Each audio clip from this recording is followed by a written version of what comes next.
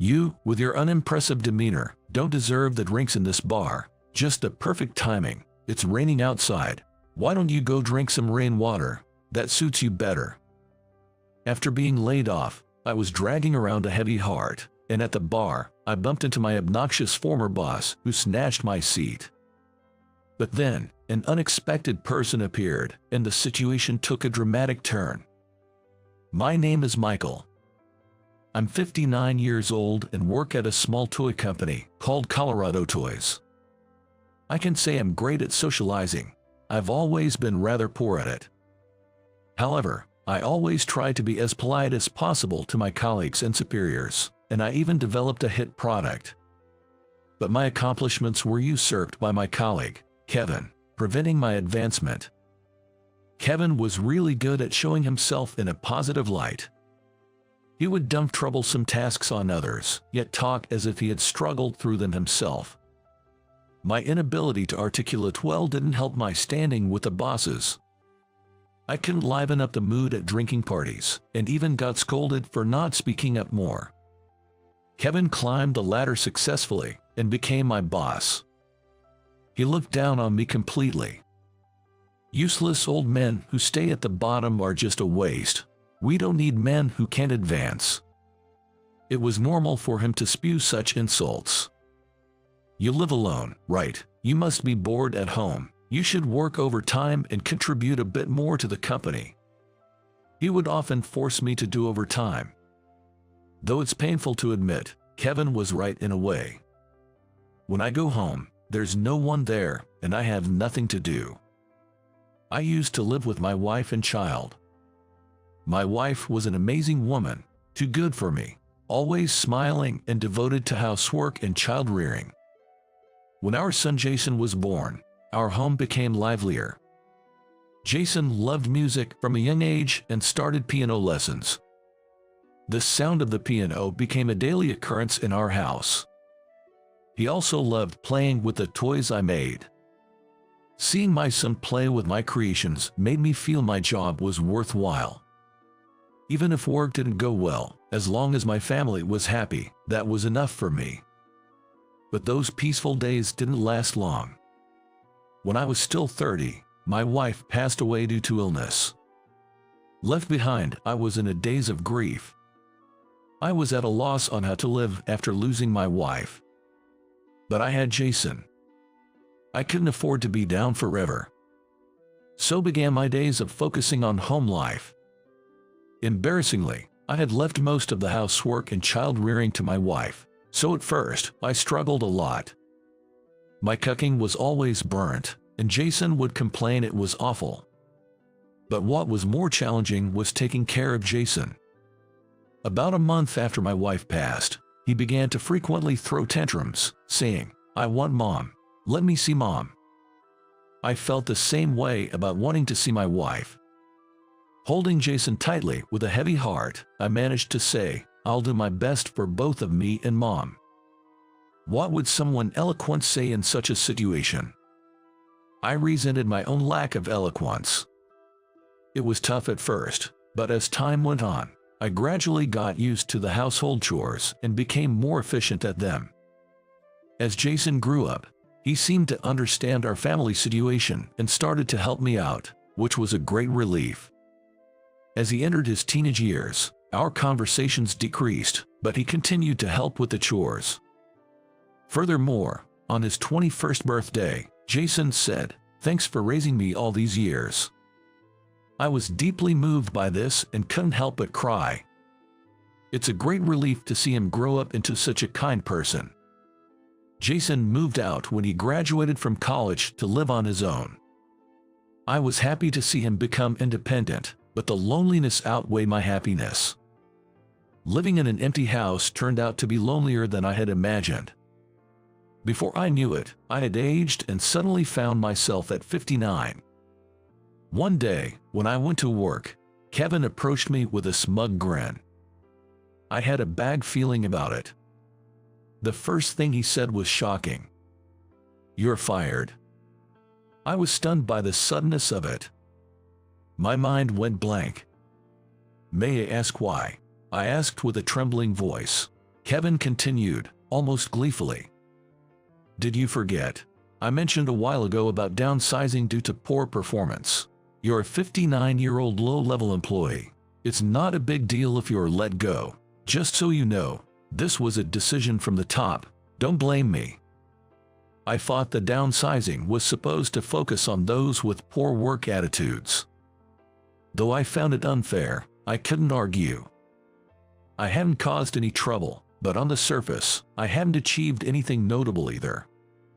I quickly resigned myself to the fact that being fired was inevitable. Seeing me downcast, Kevin looked even more amused. Enjoy the little time you have left in your working life. Goodbye. Watching Kevin walk away triumphantly, I was convinced that my life was now on a downward slope.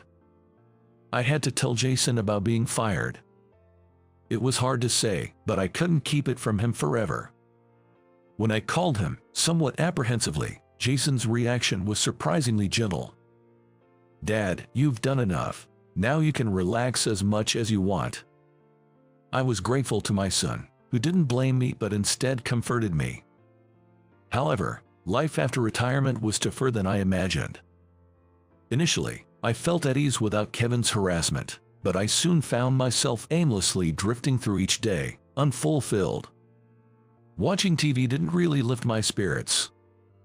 I had thought work was tough because of Kevin, but after leaving, I realized I had taken pride in developing toys. Imagining the joy of children playing with the toys I created was enjoyable. Unable to find new sources of pleasure, I became increasingly despondent 6 months after retirement. I started to lose sight of what I was living for. Sometimes I would murmur to my wife's portrait, "What should I do now?" While pondering this, I happened to see a TV feature on must-visit scenic spots. It's not that I had any particular interest. I just tuned in because I had nothing else to do. While watching aimlessly, a beautiful waterfall caught my eye. It was located in a forest and had recently become popular as a power spot. The waterfall was so beautiful, it felt like it cleansed my soul, and I found myself mesmerized by it. I realized that I had been living in the hustle and bustle of the city for so long, without ever really connecting with nature. To change my mood, I decided to actually visit the place. It had been a while since I had felt the urge to do something on my own. Leaving my recent gloom behind, I quickly prepared for the trip. Before I knew it, the day of the trip arrived. I arrived at my destination without hesitation and stepped into the forest. The air was crisp and refreshing. The greenery of the trees was beautiful. Although the waterfall was still ahead, I knew coming here was the right choice. After about an hour of walking, the scenery opened up, and the waterfall appeared. It was even more beautiful and impressive than in the videos. Just watching the water cascade down was soothing to my soul. I could understand why it was called a power spot. It was a weekday, so there were few people around. As I was thinking of finding a spot to sit and enjoy the view, I noticed a woman sitting next to a large tree. She looked to be in her 20s. Her shoe was off and was looking at her foot. Her foot was swollen, and her beautiful face seemed to be in pain. I instinctively called out to her. "Are you okay?" Startled by a stranger suddenly speaking to her, she forced a smile. "Yes, I'm fine. It's just..." Her foot was clearly swollen, and it didn't look good at all. It would take an hour to walk out of the forest. Going back alone seemed difficult. "Excuse me, I have time, and if you don't mind, I can drive you to a hospital. I came to the entrance of this forest by rental car, so I can give you a lift. Please don't push yourself." The woman hesitated, but I assured her, "Please don't feel obliged." Eventually, she relented and said, "Please, I would appreciate that." I twisted my ankle walking in the forest. I didn't want to return without seeing the waterfall, so I pushed myself, but it got worse. I supported her out of the forest and drove to the hospital in my rental car. The doctor said, "It's not serious, but you need to rest for a while." Afterward, I took her to the hotel where she was staying. Her name was Emily, and she loved traveling. Emily told me about the various tourist places she had visited. She was a great storyteller, and listening to her made me want to visit those places. Surprisingly, for me, the conversation flowed smoothly even though it was our first meeting. We continued chatting even after arriving at her hotel room. I didn't have any other plans besides seeing the waterfall, and Emily, unable to go out due to her injury, wanted me to stay and keep her company. During our conversation, I learned that Emily lived in the same town as me and even knew about my former workplace. It's surprising how well she knew about such a small company. Eventually, the topic changed and she asked, "Why did you come here, Michael?" After some hesitation and wondering where to start, I ended up telling her everything from the beginning. Well, actually, I got fired from my job. Despite it not being the kind of story you typically share with someone you just met, Emily listened to it all. It turned out that she had also quit her job due to exhausting office relationships and understood my situation. Her love for travel began as a way to refresh herself by visiting different places around the country. "For all the hardship you faced, I'm sure good things are ahead in your life," she comforted me. Her empathy touched me deeply, and I was grateful. Despite the unexpected events, it turned out to be a heartwarming trip. After returning from the trip, I received a call from Jason. He invited me out, saying, "There's a great bar I know. How about we go for a drink?" It may be nosy of me, but I was worried you might have been feeling lonely. "Dead. Let's go out and have a good time. I have a lot to talk about too." Nosy? Not at all. It's true that I've been living a lonely life lately. I appreciated Jason's concern. Come to think of it, it had been a long time since Jason and I had a drink together.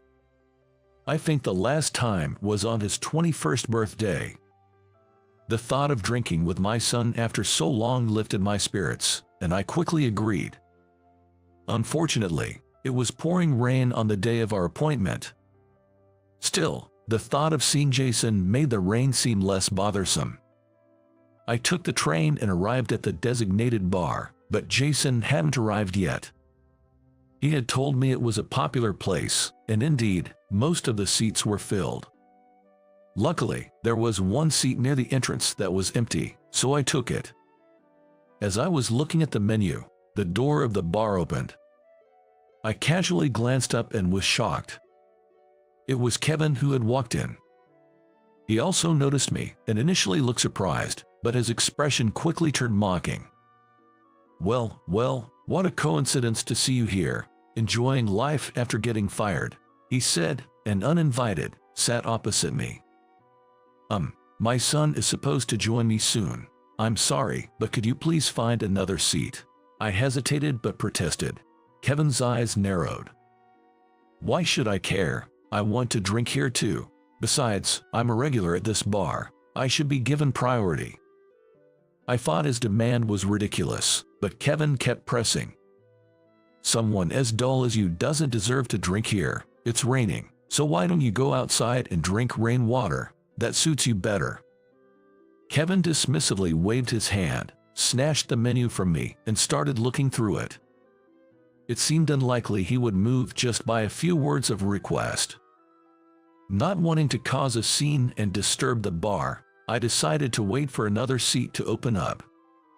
I reluctantly stood up from my seat.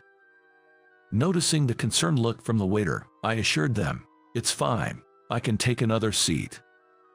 Just then, the door of the bar opened again. Two people entered.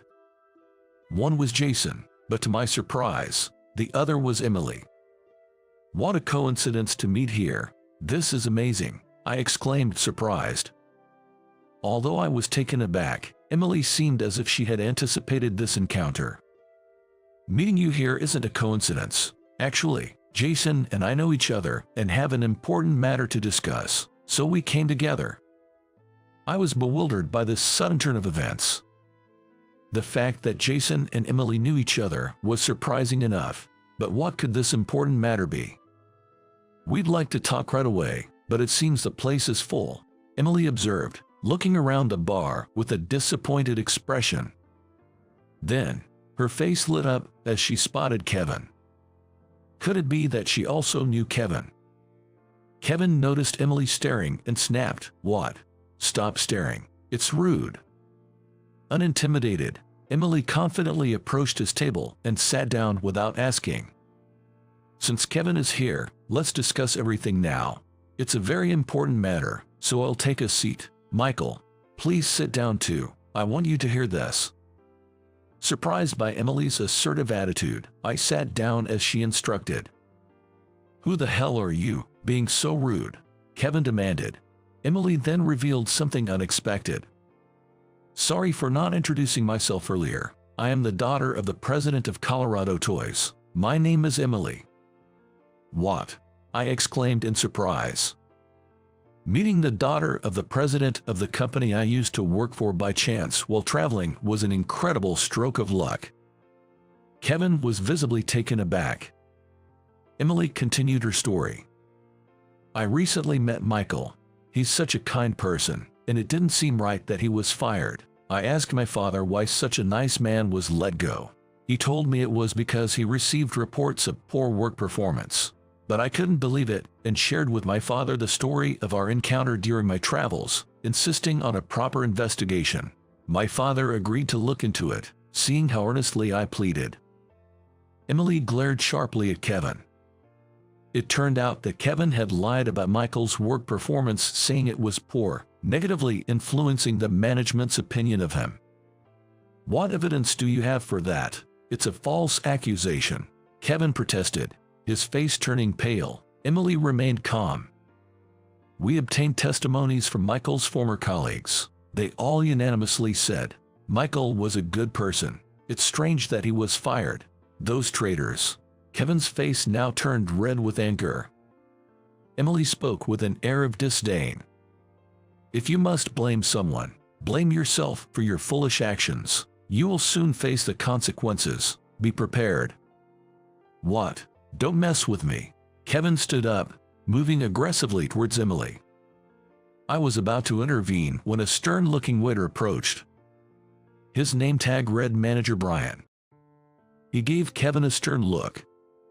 "Sir, I'm sorry to interrupt, but could you please leave? Your loud voice is disturbing other customers."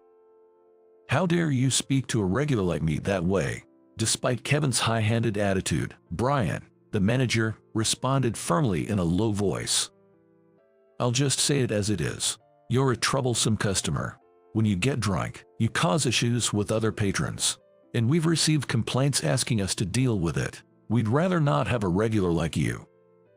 Chastened by Brian, Kevin turned pale and hurriedly left the bar. I thanked Brian. "Thank you so much. You really helped us out."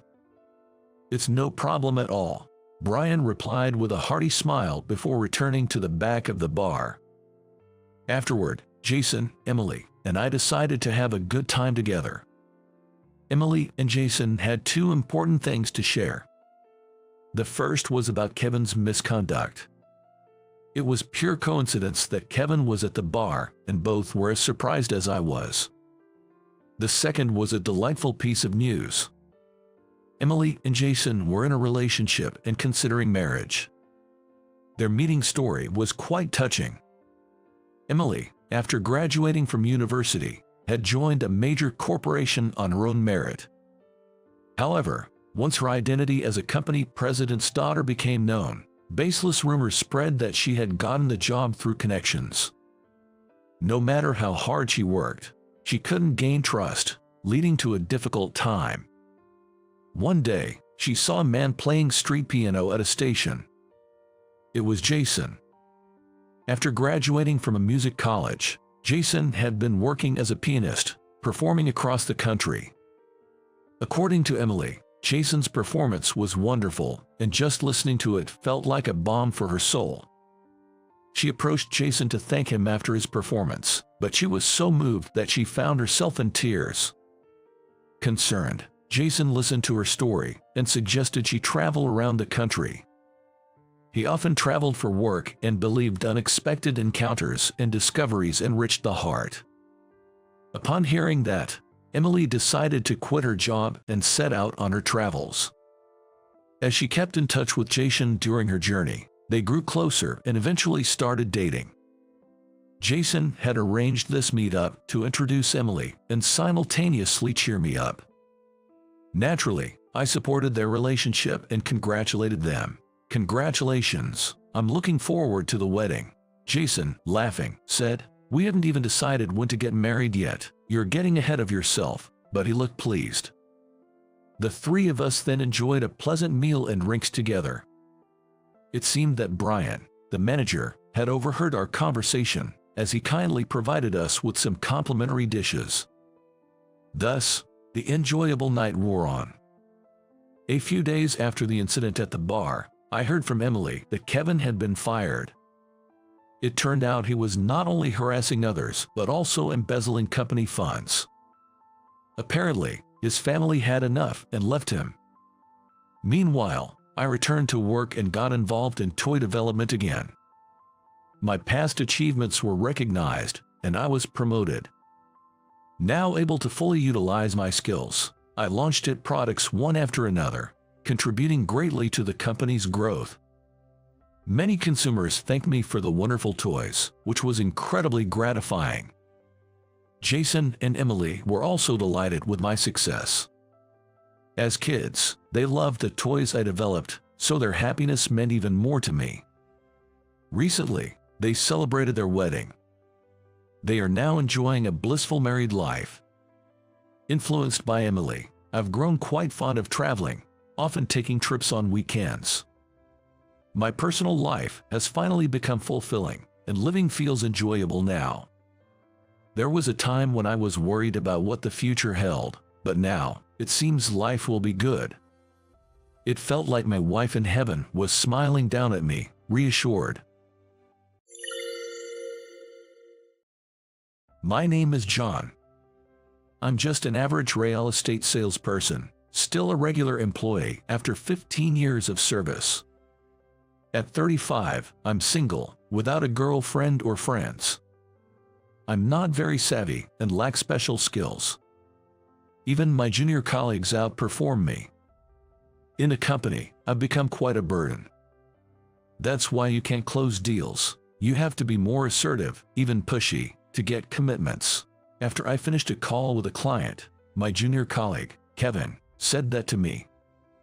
Kevin, 4 years my junior and already demonstrating great sales performance since joining the company, is rumored to be the next department head. Ah, right, I'll try that next time. You always say that, John, but you never really take anyone's advice. You've got to learn from the best. His tone was like a boss scolding a junior colleague. Well, it's always been like this, and the performance gap between Kevin and me is quite evident. Haha, sorry. I always manage to get by with a laugh. I do think Kevin has a point. But I just can't bring myself to like the idea of exploiting clients' weaknesses with aggressive tactics. It's not that it's wrong, it's just how things are done, but I've always thought that I wanted to make proposals more in line with what the client needs. And yet, here I am, getting lectured by my junior colleague because my performance doesn't back up my lofty ideals. Then, John, can we talk for a sec? It's not just my junior colleagues who lecture me, but naturally, my superiors too. After lunch, my boss, Kyle, called me out. Kyle, my supervisor and a department head 2 years my senior, has been my direct boss since I joined the company.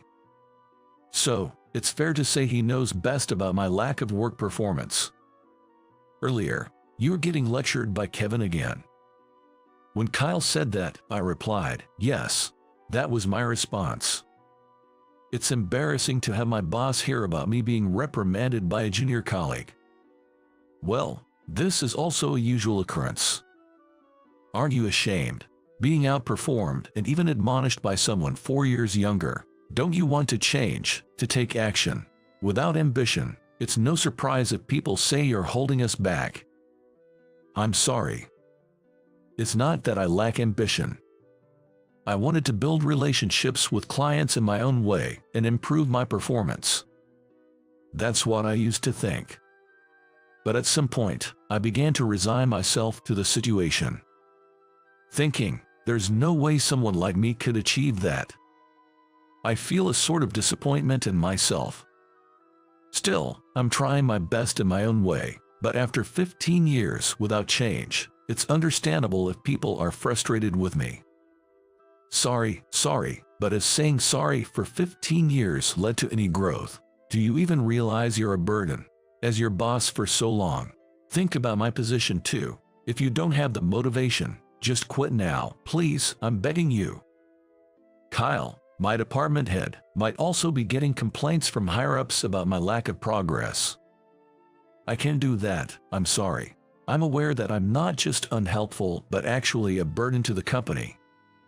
But I also lack the courage to quit and look for a new job. I don't think there's any company that would hire a 35-year-old like me with no significant achievements and low skills after 15 years as a regular employee. For such reasons, even knowing that staying might be a nuisance, I couldn't make the decision to leave. Geez. Kyle clicked his tongue and left the conference room. Then, one day, Kyle and I went to a subsidiary store for a meeting. The company, in the same industry, has a strong brand and is very dynamic, despite being a subsidiary. As a regular employee, I didn't get many opportunities like this, but today, due to a staff shortage, I got the chance. Mr. Anderson. Hello, I'm Shane, the manager here. Nice to meet you. The man who greeted me with a smile and a business card was a fresh-faced young man. Later, learning he was only 30 and already a manager impressed me. He was competent, polite to someone like me, and exuded a wonderful personality. He was the exact opposite of me, a truly dazzling presence. Most of the meeting was between Kyle and Shane, and I struggled just to follow the conversation. I felt utterly useless, wondering why I was even there. Kyle, and probably Shane too, must have sensed it. The more I thought about it, the more I sweated, making it even harder to concentrate. Just when the conversation seemed to be winding down, my work phone rang, and it was a client. When I checked with Shane if I could take the call, he said, "Of course, don't worry," so I answered immediately. The call was about changing an appointment for a contract explanation at the client's home. I responded while checking my schedule. After ending the call and about to return to the meeting. "Why did you agree to that?" Kyle, looking displeased, asked me that. Confused, I looked at him with wide eyes. You can't just keep accommodating every request from clients. If they think they can get anything they want, they'll keep calling for trivial things. That'll slow down our work and burden us. Do you understand? Even for small things. Don't always accommodate the client. Run things at our pace. I've told you this so many times. Why don't you get it? That's why you're still a regular employee, inefficient as ever. In front of Shane, Kyle lectured me just like he always did. Indeed, Kyle was right in this regard. I had been told this many times. But I've always had trouble accepting this. But the clients have their own circumstances too. If it's possible to adjust for them, shouldn't we? I timidly tried to counter. But Kyle invariably responded, "Who cares about their circumstances? Our prior commitments should take precedence." In the end, I couldn't argue back and just apologized, "I'm sorry." Then Kyle's phone rang, and he hurried out of the room. That left me and Shane alone in the meeting room. Shane then broke the silence, saying, "Are you always given such guidance?" He looked genuinely surprised. And rightfully so. For a 15-year veteran like me, older than him, to still be lectured by a superior must seem strange to someone on an elite career path like Shane. I felt so embarrassed and pathetic, I couldn't face Shane. Yes, that's how it is. It's pathetic, I know, especially at 35, but somehow, I just can't get on board with that way of thinking. Maybe I'm just not cut out for sales. I understand that being efficient would make work smoother, but I always end up wanting to prioritize the clients. That's why I'm perpetually at the bottom in performance and still a regular employee.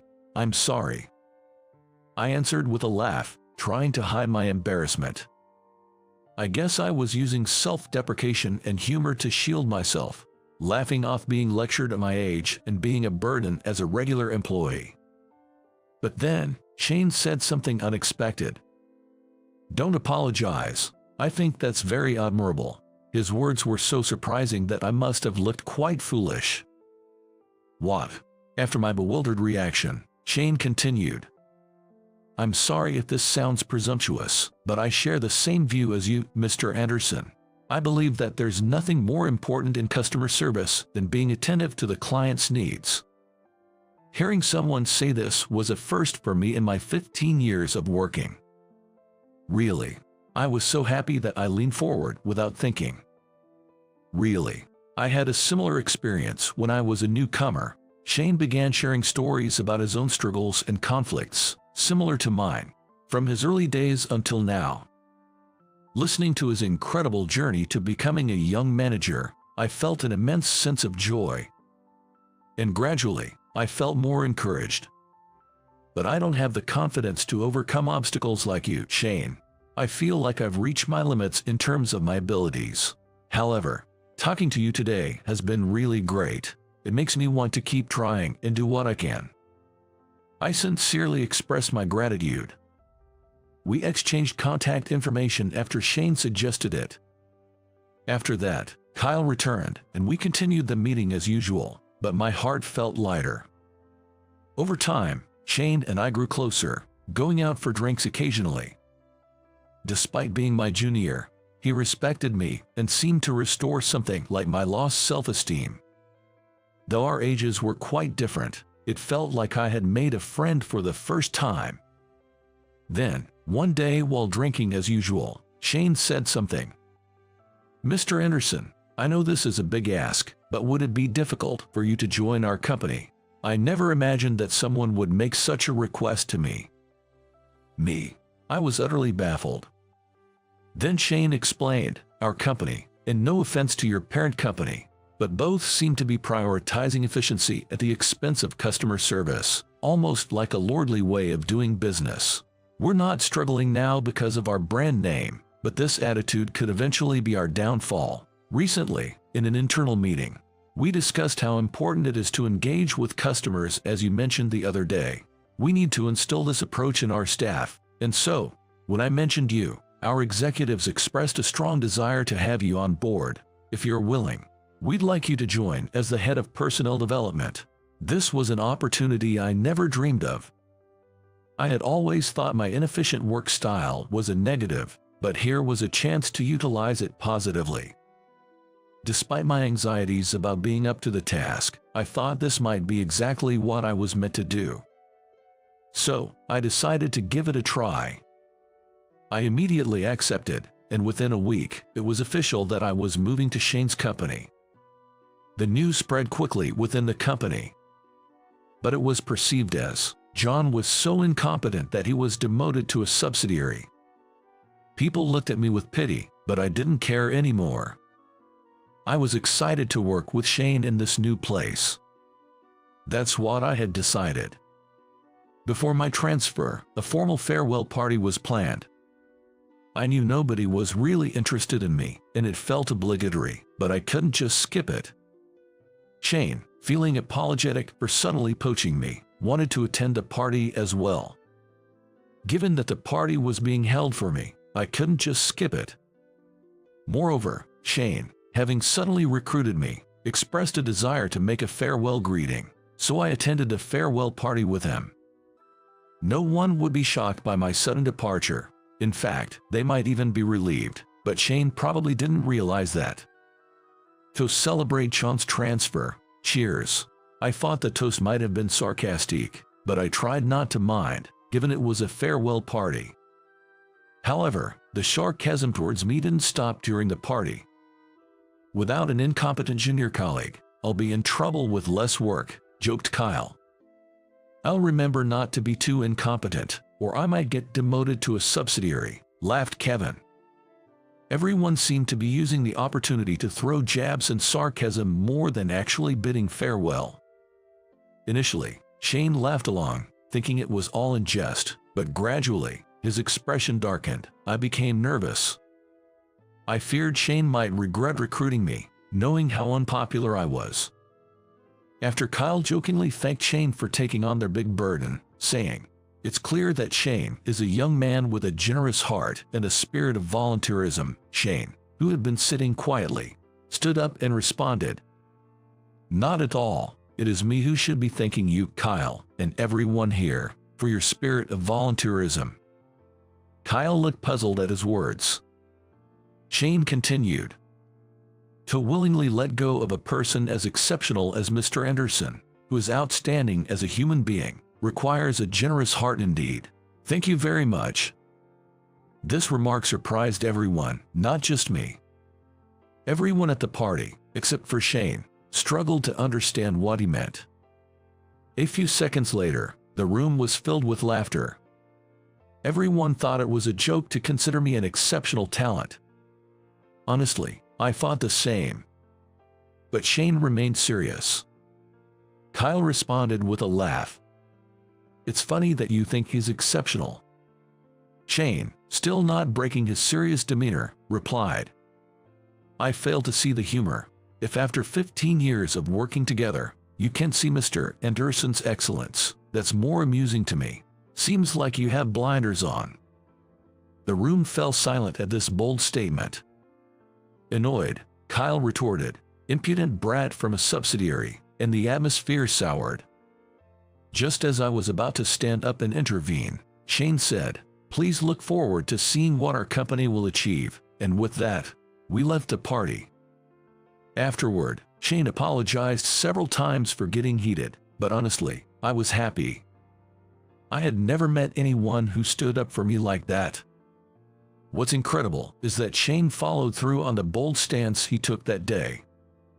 As the head of personal development, I did everything I could to meet Shane's expectations. I conveyed one simple message: being attentive to clients benefits both them and the company. This philosophy gradually became ingrained in our staff, leading to significant growth in sales.